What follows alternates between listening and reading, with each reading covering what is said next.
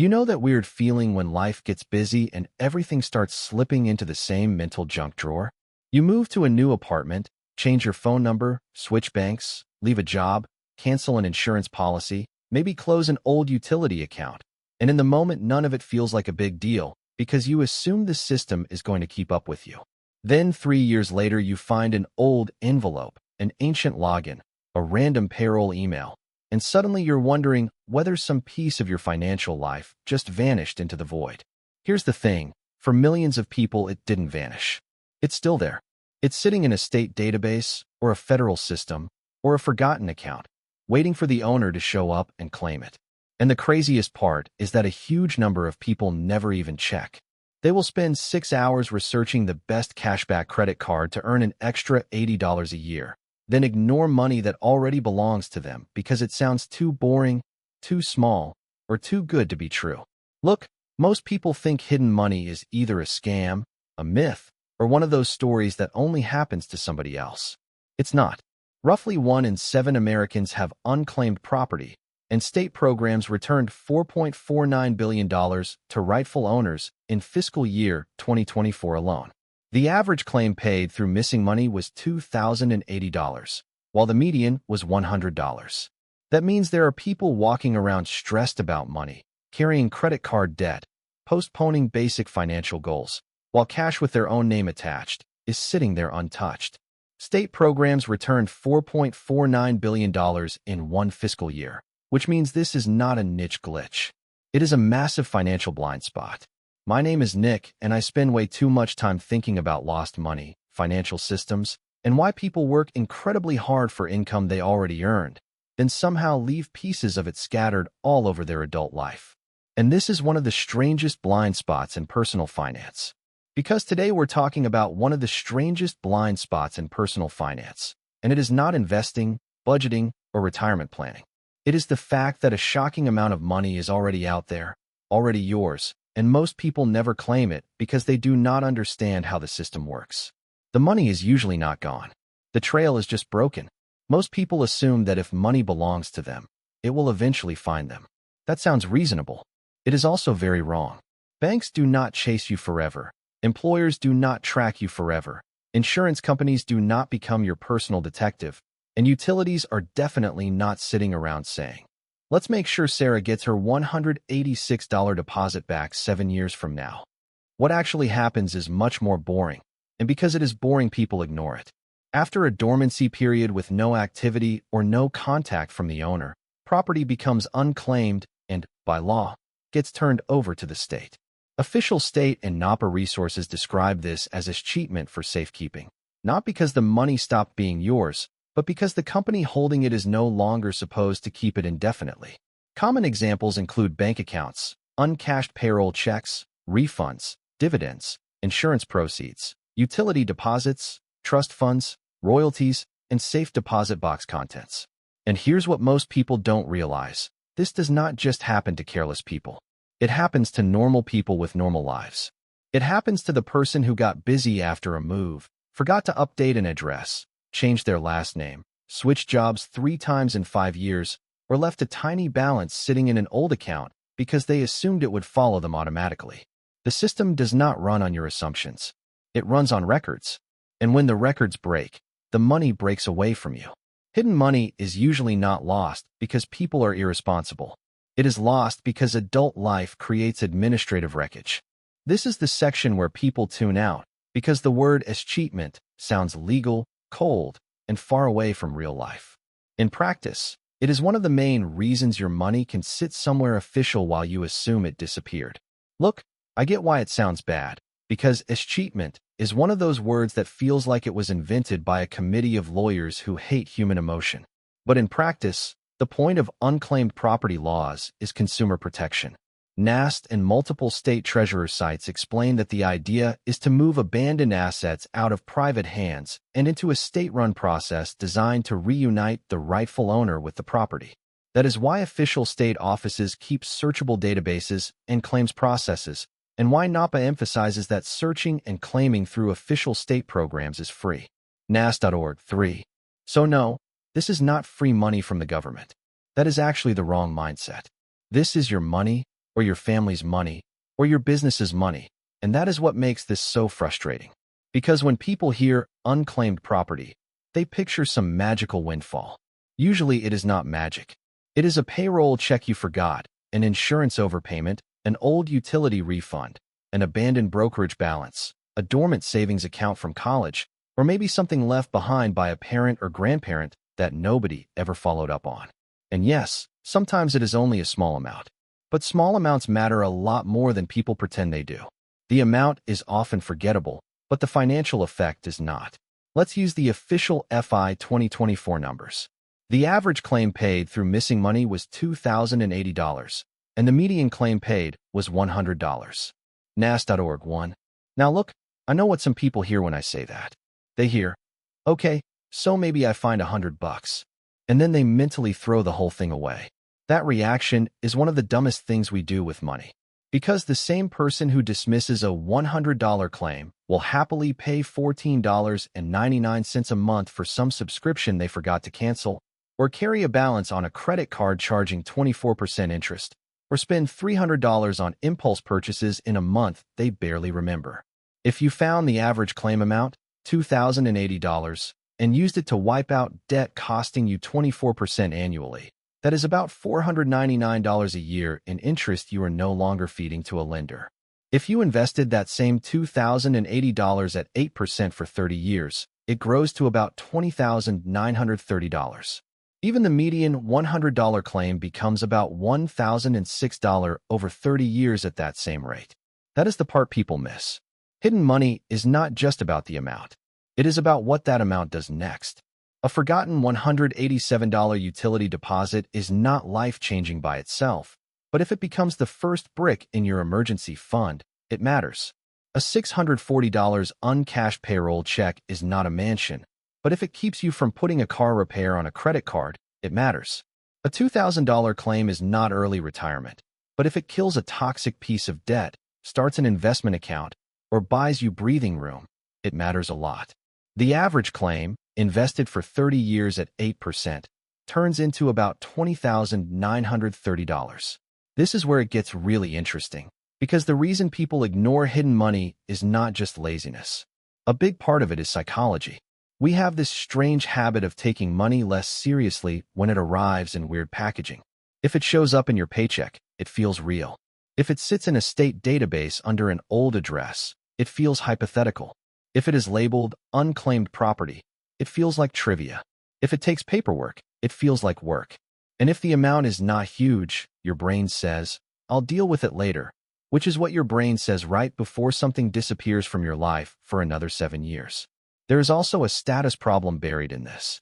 People love talking about stock picks, side hustles, tax strategies, real estate, credit card travel hacks, and all the sophisticated-looking money stuff.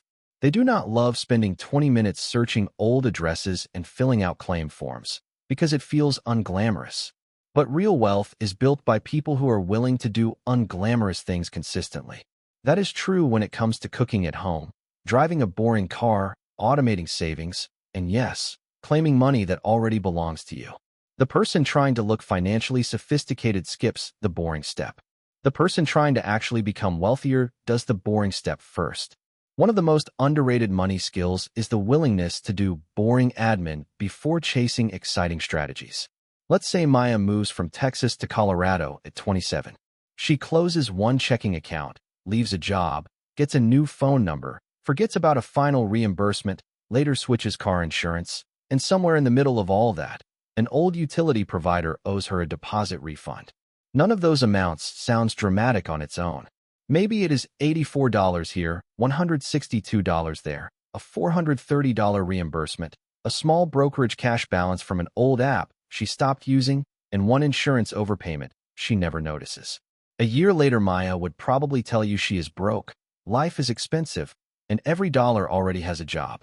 What she would not tell you is that 4 states, 3 databases, and one old employer might quietly disagree with her. That is how this works. Not through one giant jackpot. Through normal life, creating financial loose ends faster than most people ever go back and tie them up. And when you finally do go back and tie them up, the total is often a lot bigger than the individual pieces sounded. That is the real tension in this system. The individual amounts sound forgettable, but the combined total often stops being forgettable very quickly. There is no single magical website that contains every piece of unclaimed money in America. USA.gov says state governments hold most unclaimed money, and if you have lived in other states, you should check those states too, but it also says there is no single place to look for all unclaimed money. The federal guide points people to separate official databases for unpaid wages, unclaimed pensions, VA life insurance funds, FHA refunds, FDIC closed banks, NCUA, closed credit unions, Treasury hunt for matured savings bonds, U.S. courts bankruptcy funds, and more. That matters because a lot of people do one quick search, find nothing, and assume there is nothing out there. Wrong. You might have nothing in your current state database and still have money tied to a previous address, a former employer, a matured savings bond, a pension search, a failed bank, or an old insurance issue. And by the way, searching and claiming through official state programs is free. NAPA says both the search and the claim process should be free when you go through the official government program for the state holding the property. So if the first result you click is some aggressive website promising to recover your money for a fee, back up. Use the official route first. The first search can easily be empty, while the second or third search is where the real money sits. Some states are getting more proactive. Pennsylvania's Money Match program is literally mailing checks for certain qualifying properties. And in March 2026, the state announced that more than 100,000 checks totaling nearly $23 million were being shipped out. NAPA's FI 2024 report also highlighted proactive state efforts in places like Oregon, Illinois, and Louisiana. Now that sounds great, and it is great, but do not let that lull you into thinking the system will automatically rescue every dollar you forgot. Because sometimes it will not. Sometimes the name does not match cleanly. The address is old, the documentation is incomplete, the claim requires proof, or the money sits there waiting for someone who never bothers to look. And that is why this matters so much. The people who recover hidden money are usually not smarter. They are just more willing to check. One state mailed more than 100,000 checks in a single program wave, which shows how much money can sit unclaimed even when officials try to push it back out. This is the part where most people either take action or drift off. The good news is that the system is boring, simple, and repeatable. The bad news is that boring, simple, and repeatable is exactly why people procrastinate. Start with your current state's official unclaimed property office. Then search every state where you have lived, worked, gone to school, rented an apartment, or had family mail tied to your name.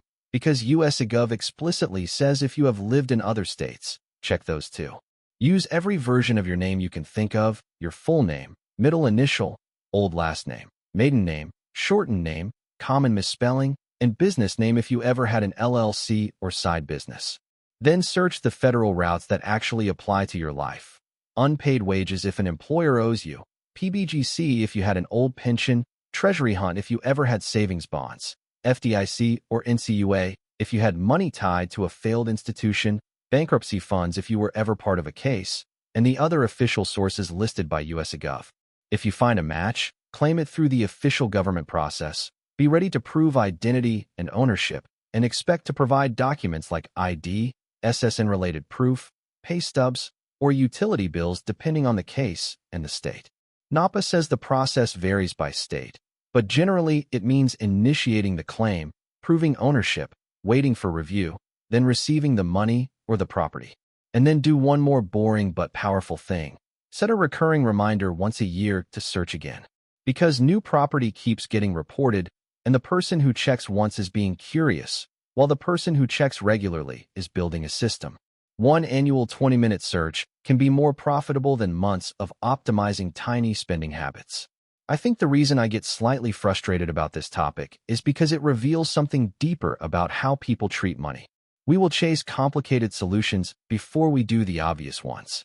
We will debate the stock market, argue about side hustles, talk endlessly about passive income, and ignore a practical adult task that could put real cash back in our hands. That is backwards.